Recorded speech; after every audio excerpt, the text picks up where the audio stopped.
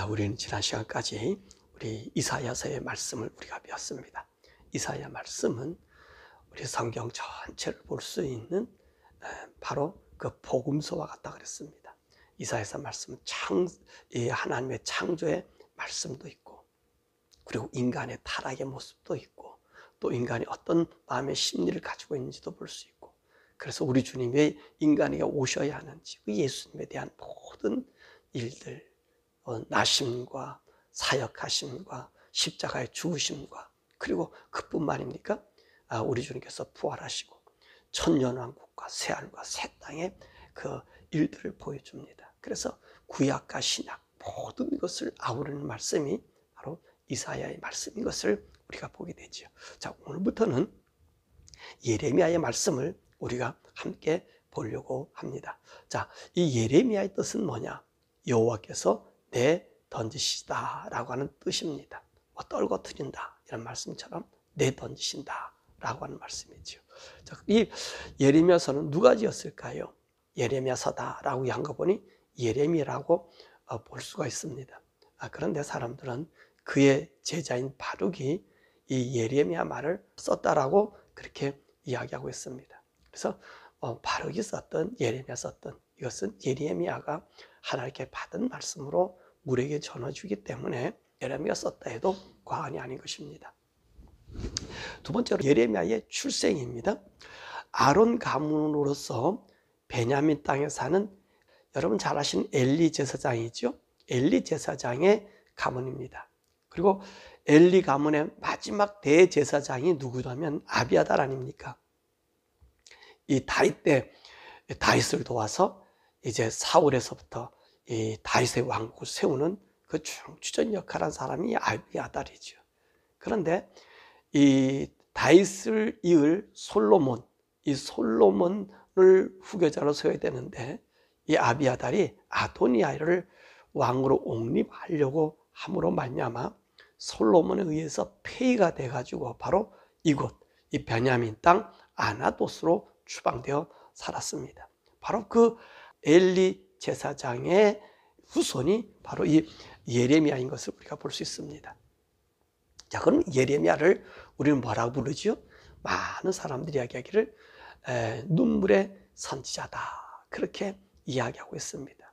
그는 조국의 멸망을 앞에 두고 정말로 가슴 아파했고요. 이 멸망의 주 원동력이 하나님을 떠난, 하나님께서 심판한 결과임을 이야기하면서 그들에게 들어오기를 기다렸잖아요. 더욱이 이 예레미야는요, 그 당시의 왕들과 사람들이 의지하는 애굽을 의지하지 말고 그들이 적으로 생각하는 이 바벨론에게 항복하라고 함으로 말미암아 더 큰 시련을 받은 바로 그런 사람이 바로 이 예레미야인 것입니다. 또 이 예레미야는요, 4대 선지자 중에 하나예요. 우리 4대 선지자는 이사야, 예레미야, 다니엘, 에스겔. 물론 큰 선지자는 엘리야를 얘기하지만 이 4대 큰 선지자 중에 한 사람이 바로 예레미야인 것을 우리가 볼 수 있습니다. 그럼 예레미야는 언제까지 살겠느냐? 오늘 말씀 보면 요시야 왕 13년에서부터 시작해서 이 유다가 멸망해서 이 시드기야가 바벨론으로 쇠사슬에 묶여서 끌려가는 그 41년간의 사역을 우리가 하고 있음을 볼 수 있습니다. 예레미야는요, 이사야와 얼마나 간격을 두었을까 하는 것입니다. 이사야 선지자 이후에 약 80년 뒤에 오늘 부름받았습니다.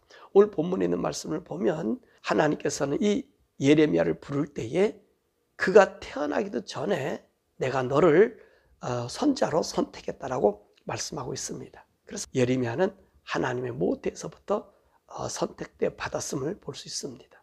이 본서의 내용은요, 제 3부로 나눠주고 있습니다. 그래서 1부는 1장에서 25장인데 이것은 예레미야가 하나님 말씀을 받아서 각가지 예언하는 말씀이고요. 2부는 26장에서 45장입니다. 이 예레미야가 그 하나님 말씀을 전하면서 그 일생 동안에 당하는 이 고난의 모습을 이야기하고 있습니다. 그리고 3부는 46장에서 52장 말씀까지인데 이것은 열국에 대한 바벨론이니 애굽이니 이 주위에 있는 모든 나라에 대한 이 열국에 대한 예언을 해주고 있는 말씀으로 구성되어 있어요. 이 열국에 대한 예언은 왜 하고 있죠? 하나님 온 세상을 주관하는 주관자 하나님이니까 그 하나님을 섬겨라, 그런 의미에서 예언하고 있습니다. 자, 그러면 예레미야 1장의 말씀은 어떤 말씀일까 하는 것입니다. 예레미야가 하나님께 소명을 받는 그 모습을 보여주고 있는 그 말씀이 바로 예레미야 1장의 말씀인 것입니다. 그래, 예레미야의 소망장이라고도, 예레미야의 소명장이라고도 우리가 부를 수 있지요. 그러면 1절은 무엇을 얘기하는, 예레미야는 어떤 출신의 사람인가, 어느 지파의 사람인가, 어떤 사람인가 라고 하는 것을 이야기합니다. 우리가 앞에서도 배웠듯이 이분은 이 제사장의 가문, 아론의 가문 출신인 것을 우리에게 얘기해 주고요. 2절과 3절의 말씀 보니까 하나님이 오늘 예레미야를 언제부터 불러서 언제까지 그 일을 행하게 하셨는가라고 하는 그 시점을 2절과 3절에서 그 왕들을 나열해 주면서 말씀해 주고 있습니다. 자, 그러면 예레미야는 하나님께서 부르셨습니다. 하나님의 소명으로 불렀단 말이죠. 그럼 언제 불렀다 그랬죠? 4절에서 5절의 말씀 보니까 모태로부터 하나님께서 불렀다. 네가 태어나기 전서부터 내가 너를 불렀다라고 말씀하고 계신 것입니다. 그럼 왜 하나님께서 이를 불렀어요?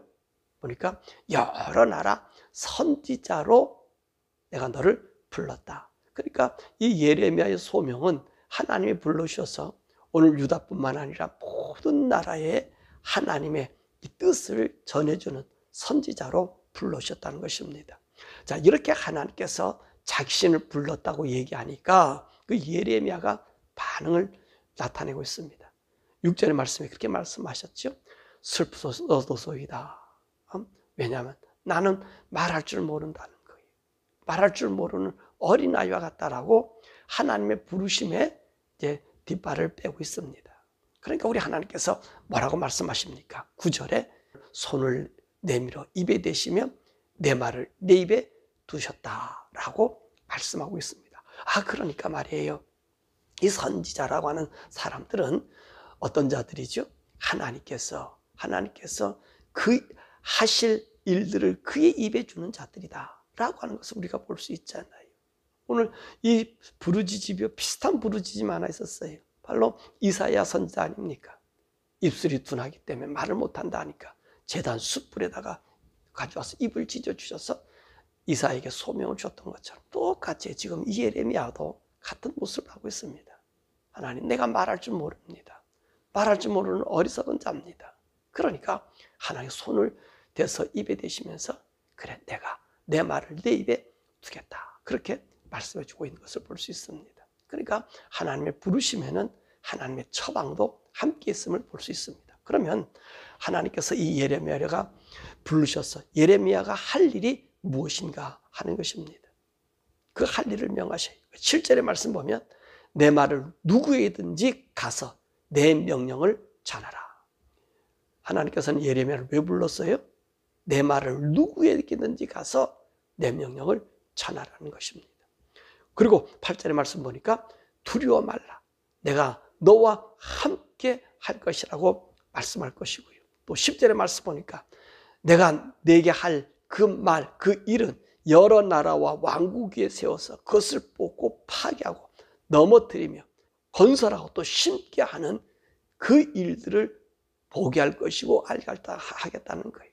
그러니까 우리가 3부의 말씀 보면 이 예레미야를 통해서 여러 나라에 예언을 하고 있잖아요. 그 예언을 통해서 어떻게 하나님께서 그들을 파괴한다고 다시 세우는 그런 모습을 우리에게 보여주고 있는 것입니다. 자, 그러면 하나님께서 오늘 이 예레미야도 이사야처럼 어떻게 보니까 난 자격이 없다라고 얘기하잖아요. 그렇잖아요. 세상 사람들이 하나님의 말 잘 듣지 않잖아요. 따르지 않잖아요. 예레미야도 똑같잖아요. 그 앞에 얼마나 많은 선지자들을 보았습니까? 그렇죠? 하나님의 선지자들을 보면은 그 선지자들을 어떻게 해요? 또다시 죽이고 학대하고 박해했잖아요. 그러니까 누가 선지자를 되게 하려고 합니까? 또 내 말이 하나님의 말인지 아닌지 어떻게 알 수 있습니까? 그러니까 오늘 아마 예레미야가 많이 주저주저하고 있었던 것 같아요. 그래서 하나님께서는 이 선지자의 자격됨을 보여주는 환상을 보여줘요. 그 11절에서 15절의 말씀입니다. 첫 번째로 무슨 환상을 보여줘요? 살구나무 가지 환상을 보여주십니다. 이 살구나무를 보여준 이유가 뭘까요? 사실 이 살구나무는요, 봄에 가장 먼저 꽃을 피워서 봄을 알리는 그런 나무예요. 그런 나무예요. 그래서 겨울이 지나가고 봄을 왔다고 하는 것을 알려주는 거지요. 이 하나님께서 이 살구나무 가지를 보여준 것은 내가 모든 사람들보다 먼저 앞으로 일어날 일, 내가 할 모든 일을 내게 알게 해주시겠다는 약속을 오늘 이 예레미야에게 해주는 거예요. 그 다음에 그 살구나무 환상, 내가 네 앞에서 앞으로 될 일들을 네가 알게 해주겠다는 환상뿐만 아니라 그 다음에 나타나는 환상이 뭐죠? 북방에서부터 기울어진 끓는 가마의 그 환상을 보여줍니다. 이것이 무엇이냐? 우리 안에서 해석해 주잖아요. 유다가 앞으로 북방에 있는 모든 세력, 그 왕들로부터 공격을 당하고 종국에는 멸망당할 모습을 이야기해 주고 있는 것입니다. 그러니까 너는 선지자 자격으로서 지금 무엇을 예언하는 거예요?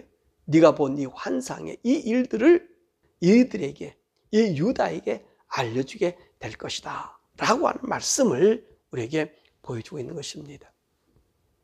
자, 왜 그러면 하나님은 예레미야를 세워서 예언하시게 하신 이유가 무엇입니까? 16절에 오늘 유다가 하나님 여호와를 버리고 다른 신을 섬기고 분향하고 자기가 만든 것에 절하여 섬김을 보시고 내가 나의 심판을 그들에게 선고하고 그들의 죄악을 징계하기 위해서 세웠다는 거예요.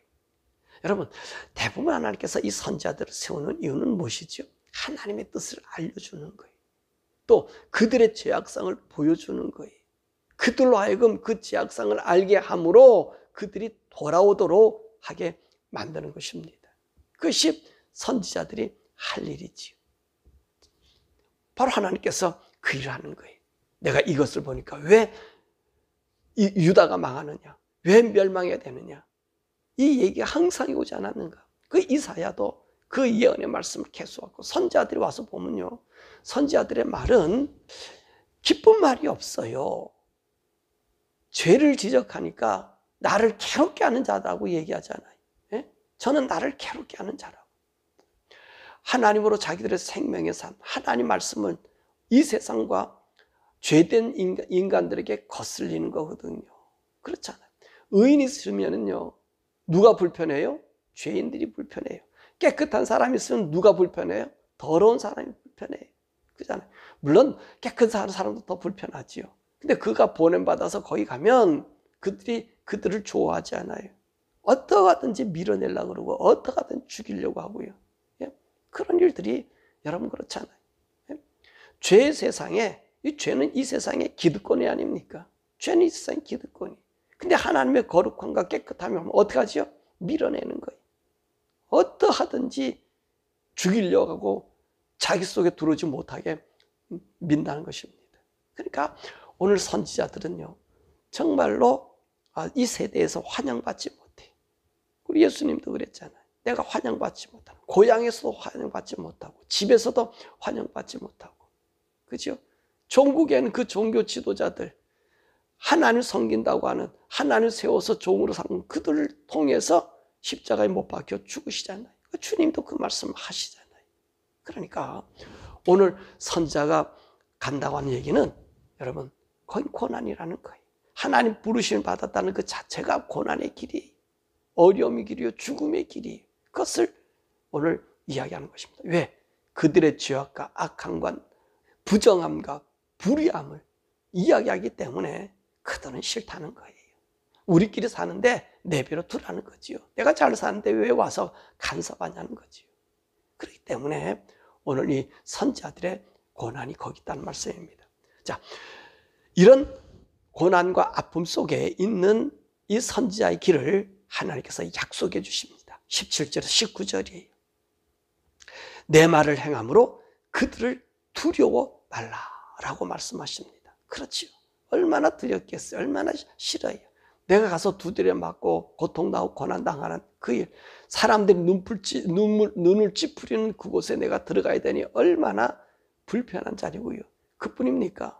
그 앞에 80년 전에 있었던 그 이사야 선지자는 어떻게 하였습니까? 톱으로 켜서 죽였잖아요. 그들을요. 그런 고통스러운 선지자들이라고 제대로 산 사람이 있습니까? 우리 예수님도 어제 우리가 가정 예배 드리면서 그 말씀 드렸지만 그랬잖아요. 선지자를 죽이고 돌로 친 너희들이 아니냐고. 종교에는 십자가에 못 박아 죽이지 않냐고. 그런 얘기까지 우리 주님이 하시잖아요. 그러니까 하나님 뭐라면 두려워하지 말라는 거예요.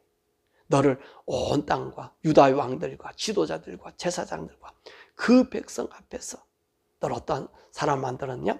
견고한 성, 세기도, 녹 성벽이 되게 하셨다. 너를 이기지 못하게 하겠다. 왜냐하면 내가 너와 함께 있어서 너를 구원해 줄 것이다. 너를 그들이 죽이지 못하게 방비해 주시겠다는 하나님. 그래 약속을 해주는 거예요. 그게 가라는 거예요.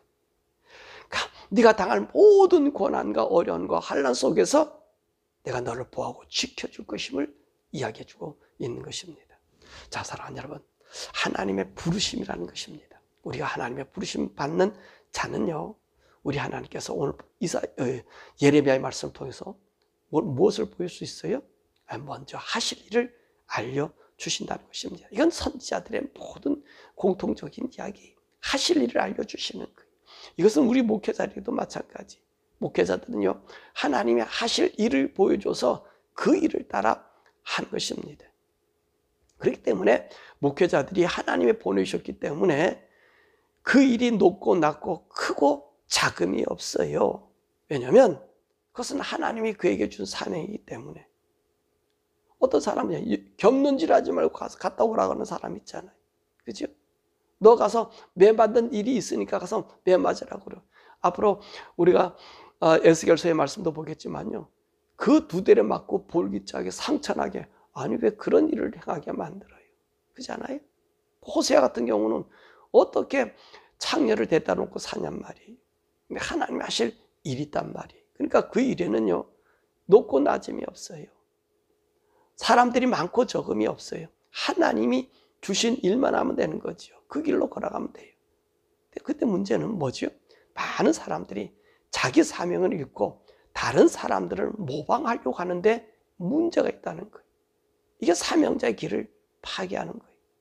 사명자는요, 큰 교회 목사가 됐다, 작은 교회 목사 됐다, 목회 성공했다 안 했다, 이거는요, 목회 성공했다 안 했다, 이거는 목회자들에게 해당되는 상황 아니에요. 선지자들에게 해당되는 상황 아니에요. 너가 그 일을 했느냐 안 했느냐가 딸려 있는 거지, 그 일을 끝까지 했느냐 안 했느냐가 딸려 있는 거지. 네가 성공했느냐 안 했느냐, 성공은 뭔지 아세요? 끝까지 가는 거예요. 사람이 많고 적고 교회를 짓고 안 짓고 선교사에게 큰 일을 남겼고 안 남겼고, 그게 성공이 아니에요. 내가 그 일을 끝까지 했느냐가 하나님의 일이라는 것입니다. 근데 많은 사람들은 어떻게 합니까? 목회 성공이나 모방한다는 말입니다. 기술을 배운다는 거예요. 여러분, 기술을 배우는 게 아니에요. 목회자는 기술을 배우는 게 아니에요. 어떤 사람이 돼야 돼요? 하나님의 음성을 듣고 일하는 사람들이어야 돼요. 하나님의 음성을 듣고. 하나님 그 입에 말을 다 넣어주시잖아요. 그잖아요. 그러니까 내 말이 되면 안 되고요. 하나님의 말이 내게 전해져. 그러니까 목회자의 설교도 마찬가지. 하나님 말의 입이 우리에게 전해져야 되는데, 여기서 조금 저기서 조금 갖다가 붙이면 하나님 말이 안 되고 세상 말이 되는 거예요. 세상의 사도가 되는 거예요. 그러니까 세상의 사도가 되면 세상이 좋아하고 사람들이 좋아해요. 왜 예레미야나 이사야를 왜 사람 싫어했어요? 하나님 말을 하기 때문에 싫어했단 말이죠. 이게 너무나 중요한 것입니다. 성도들도 마찬가지. 목사들만 그런 거 아니에요. 우리는요, 높고 잘 되고 그런 많은 만족, 그것을 가지라고 우리 성도를 부르주신 게 아니고요. 하나님 우리 부르신 자리에서 우리의 몫을 감당하고 살라고 우리 성도들을 보내주시는 거예요. 만약에 이것을 넘으면 우리는 우상 숭배가 되고 그 우상 숭배 속에서 하나님을 잊어버리고 만다는 것입니다. 이것이 우리 성경의 역사에서 이 이스라엘 사람들이잖아요. 그것을 보여주고 있는 거예요. 그러니까 우리 사랑하는 성도들이나 우리 목회자들은요, 우리 사명을 기억해야 돼요. 우리 성도들은요, 야망과 비전과 꿈을 이루며 사는 것이 아닙니다.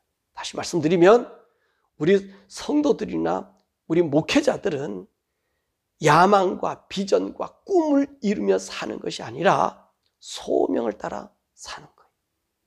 야망과 꿈과 비전을 따라 산다는 것은 우리 물질 세계의 소망을 달려가고 있다는 것입니다. 그렇지만 우리들의 소망하는 것, 그것은요, 우리가 하나님의 부르시는 대로 우리 소명을 이루며 사는 삶입니다. 그래야 우리가 이 세상의 우상을 이기는 것이고요, 우리가 타락의 길에서 벗어나는 것입니다. 이럴 때 우리 하나님이 약속하신 대로 내가 너를 도와준다는 거예요. 광야에 보리떡 5개밖에 없는데 먹을 사람이 5,000명이 필요하느냐? 내가 먹여준다는 거고 내가 채워준다는 거예요. 4,000명의 사람이 있는데 남자만 거기에 먹을 것이 없어요. 보리떡 7개, 물고기 2마리로 그들을 먹이고 남기셔요. 여러분, 이게 하나님의 기적을 행하는 사람이에요. 하나님 부르심 받아서 걸어가는 사람이에요. 우리는 이 세상 야망으로 살아가는 것 아니에요. 성공을 위해서 달려가는 자가 아니라 사명을 위해서 가는 거예요. 우리 주님 부르신 사명이 있습니다. 그 자리에 서서 그 길에 묵묵히 걸어. 거긴 고난 있죠, 어려움 있죠, 예레미야 같은 환난과 핍박 있죠, 모욕 있죠, 모독감 있죠. 그래도 걸어가는 거예요. 왜 내가 이러고 같으냐? 그래서 예레미야가 그걸 알았잖아요. 슬프다는 거, 슬프다. 하나님 슬프로소이다. 그렇죠. 목회자가 되는데요, 아멘 할렐루야 하고 걸어가는 사람이 있는 줄 아세요? 아이고, 이거 안 하고 싶어서요, 도망가고요. 정말 그래요. 근데 어떻게 합니까? 주님 부르면 그렇게 가야지. 내게 준 길이 그 길이라면 오늘 선지자들이 걸어갔던 그 길을 걸어가야죠. 그래서 우리 주님께서 산상수훈의 마지막 팔복에서 그러잖아요. 의를 위해 핍박을 받는 자는 복이 있는데 천국의 저 이상이 큽니다. 왜 그래요? 옛날에는 그 선지자들이 이와 같은 고난을 당했다는 거예요. 우리 성도들이 걸어가는 길이 이 세상의 가시밭길인데 누가 지키셔 주셔요? 오늘 주님 그랬잖아요. 내가 너를 노송벽, 노빗장, 너 무너뜨리지 못할 성읍으로 너를 만들어줘. 내가 너를 지키고 보호할 것이다. 우리 성도는 이것을 가지고 사는 것이고, 우리 목회자도 이 하나님의 이 소명, 이 음성을 듣고 꿈을 이루며 사는 것, 비전을 이루며 사는 것이 아니라 하나님의 소명을 따라 살아가는, 저와 여러분들이 소명의 삶을 바로 받아서 이 소명의 길을 끝까지 흔들림 없이 누가 뭐라 해도 끝까지 걸어가는 이 하나님의 약속된 사람, 부름받은 부름의 사람 되기를 주님의 이름으로 축원합니다. 우리 시간에 함께 기도하지요. 예레미야의 고백처럼 하나님, 내가 하나님 불러주셨는데 이 길이 험하니까 슬프다.